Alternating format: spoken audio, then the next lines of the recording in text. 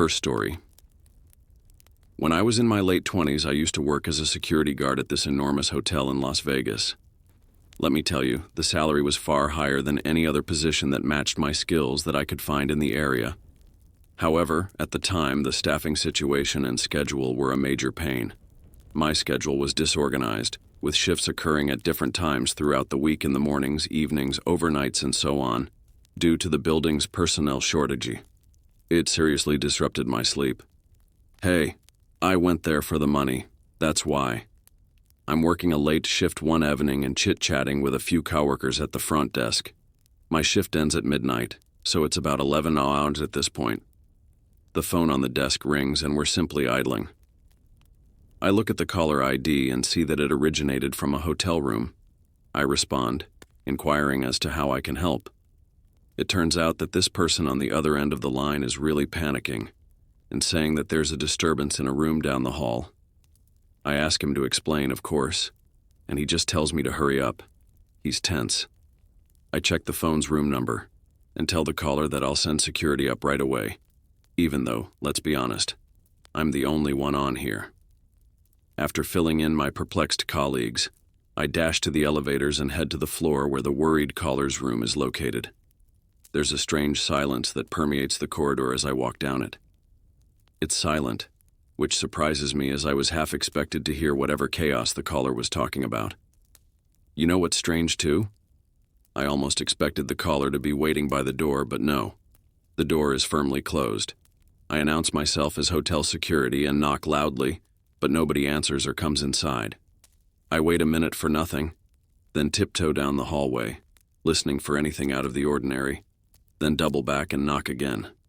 Then I hear the creak of the door behind me, and an older woman asks me if I'm security. I ask her about any strange noises or the caller after being sure. She says she heard big bangs a few minutes ago, but she doesn't know what made them happen. Her obvious trembling adds to my mounting discomfort. My nerves are getting frayed at this point, and things start to go weird. Grabbing my walkie-talkie, I radio the front desk, requesting them to ring the room once more and report back to me if someone answers. They report back after what seems like an eternity. No response. I radio them again, this time requesting that they verify the room's occupancy as I stand there scratching my head. When asked finally, they say that no one has reserved the room for the night. I'm scratching my head a lot now. With a quick flick of my security keycard, I unlock the door.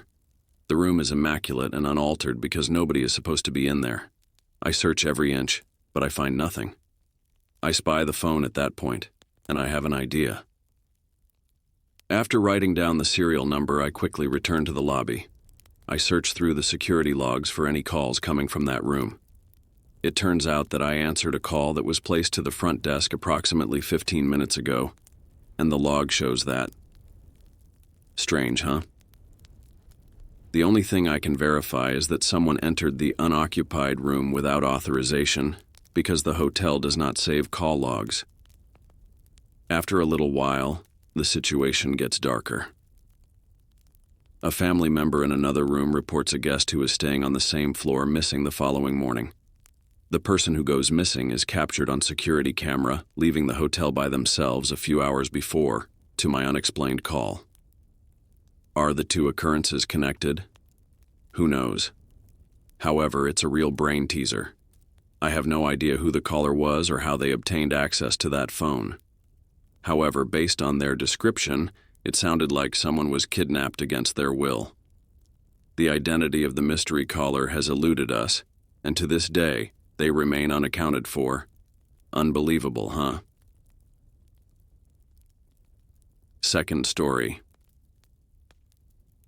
Permit me to share this terrifying event I experienced on a business trip in the previous year. I show up at the hotel, grab my room key, and everything is taken care of by the firm. Inside, the space is sleek and sophisticated, yet somewhat more compact than your typical bar, including only 30 to 40 rooms arranged across 3 stories. Snuggled up on the top floor was my room. I enter the elevator, go to the highest floor, and trot along the hall. I set my bags down near the door and grab my room key when suddenly the neighbor's door opens. revealing this guy. He introduces himself as my temporary neighbor, shakes my hand, and acts all neighborly. I give a quick backflip, provide my name, and tiptoe inside my room. I see the neighbor guy slide back into his room and close the door while I'm unpacking and getting settled. Now, call me paranoid, but really, who leaves their hotel room to greet their neighbor? Strange vibes, you know. However, some people are simply that kind of friendly, I suppose. Time travel to bedtime. I'm exhausted from my long day of travel. A typical way to conclude a long day is with a quick shower, the lights out, and TV on. But then I hear it, approximately 20 minutes into my sleep attempt. The neighbor's door creaks open, and I see their shadow slinking past mine. It pauses inches away, shrinks back, and slips down the corridor. Heebie-jeebies, get ready. I, of course, bolt up, double-check my door's locks, and attempt to dispel the eerie feeling. The next day, meetings, dinners, and all of that go on as usual. I return exhausted to the motel at around 10 o'clock at night, place my work equipment on the bed, and take a shower. I'm just going about my business in there when I hear that distinctive beep of an electronic door lock. Housekeeping can't take it, so my mind goes straight to the crazy guy next door. But how in the world did he manage to gain my room's key? I'm frozen in the shower as I hear my door crack open and footsteps slinking toward me. They must be aware that I'm in there, because the water is still running. And that's when fear takes hold. Silent as a mouse, I tiptoe out, grab a pair of jeans from the ground, make eye contact with the bathroom door, and brace myself. I hear what sounds like someone going through my belongings, though my instinct tells me to face them. What if they're armed? Feeling completely defenseless and trapped in this restroom, I make some noise in the hopes of frightening them away. With my heart racing, I scream for assistance loudly and begin to hammer on the restroom door. The trespasser runs away and I grab hold of the opportunity, scurrying out, slamming the door shut and groping with unsteady hands for my phone. Before ringing the front desk, dial 911. The creep has disappeared before the cavalry can come. However, hours later, the police find him lounging in his car. Did he receive his just desserts? It's difficult to say without specific evidence of his goals. Justice was still elusive. For my part, I think he had evil intentions. If not, why did he storm in knowing that I was there? However, it's okay to leave certain mysteries unresolved. Telltale 3. My family and I would travel to a different hotel and resort each year for our summer vacation.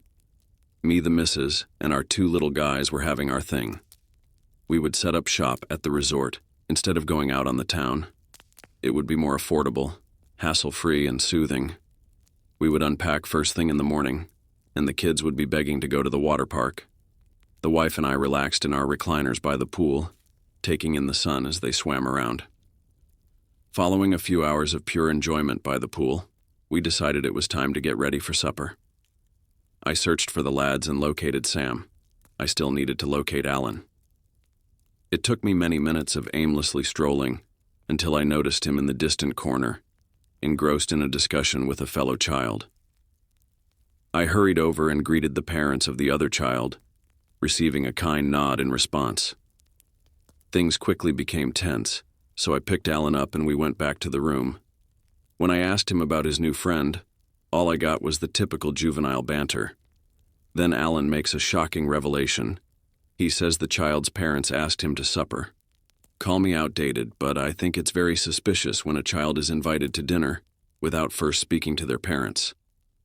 I filled in the wife back in the room, and we were both on high alert.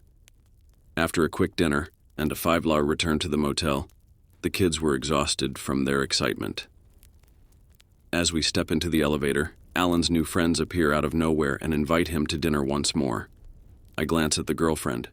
She looks just as confused as I do. We decline courteously, but there's something strange about the whole thing. As soon as we enter the room, Alan and I establish ground rules. Never leave your friend behind and never go out with strangers. Sam is in for the same drill. Watch out for your tiny brother.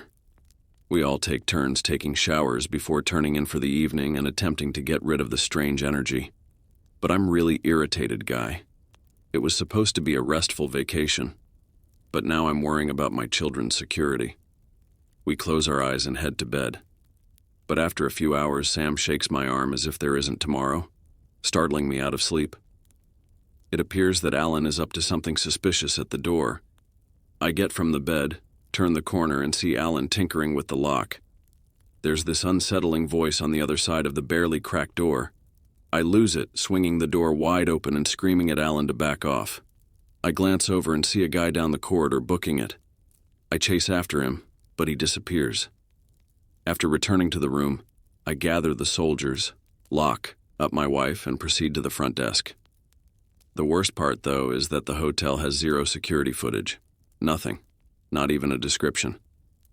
Our only option is to receive a refund for our stay, after which we will depart and relocate to a different resort nearby. Knowing that some creep attempted to kidnap my child is heartbreaking, and there is nothing we can do about it. Even worse, those dubious parents are most likely still out there, waiting to entice another gullible child. Those scumbags ought to rot in prison, I assure you.